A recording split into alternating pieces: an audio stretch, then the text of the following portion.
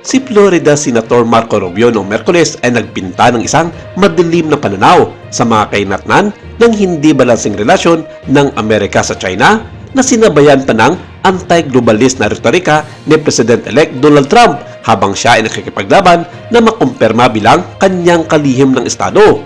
Habang ang pagpindot sa mga isyong bumabagabag sa gitnang silangan, Latin America at silangang Europa, itinuon ni Rubio ang karamihan sa kanyang 5 oras na pagdinig sa kumpirmasyon ng Senado na babala na ng walang mabilis at makabulang pagbabago sa patakaran.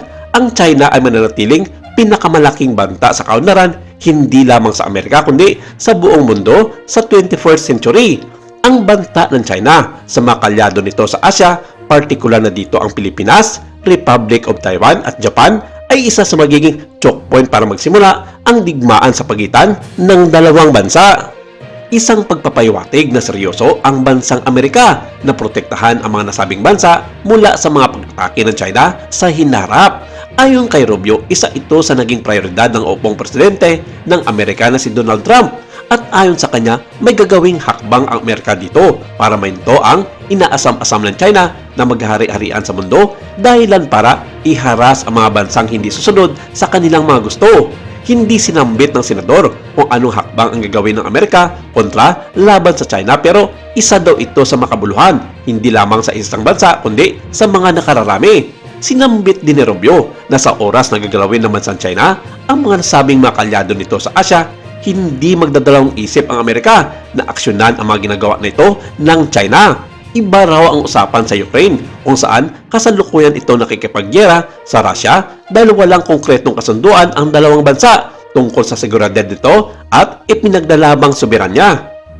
Tanging tulong militar ang magagawa lamang nila sa ngayon sa Ukraine, hindi katulad sa mga kalyado nitong bansa tulad ng Pilipinas, Republic of Taiwan at Japan na meron itong legal na mga kasunduan para protektahan ng Amerika ang mga ito laban sa digmaan.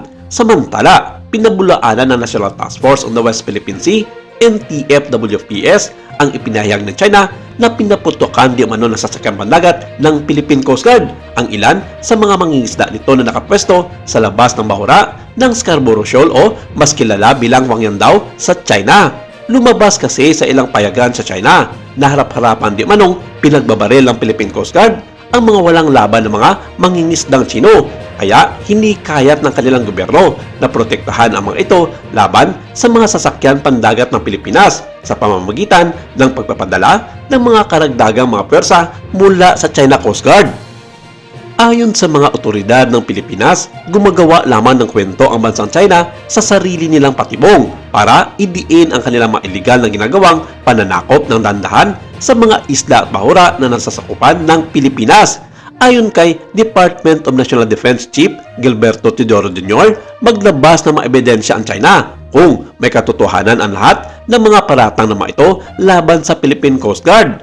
Handa umanong harapin at sagutin ng Pilipinas ang lahat ng mga ito basta nasa tamang forum. Sa kasalukuyan, ipinagpapatuloy ng pinagsamang pwersa ng Philippine Coast Guard at BFAR ang pagbabantay at pagmamonitor sa tinaguriang The Monster Ship ng China na nasa 77 miles lamang ang layo mula sa Zambales ayon sa National Task Force on the West Philippine Sea.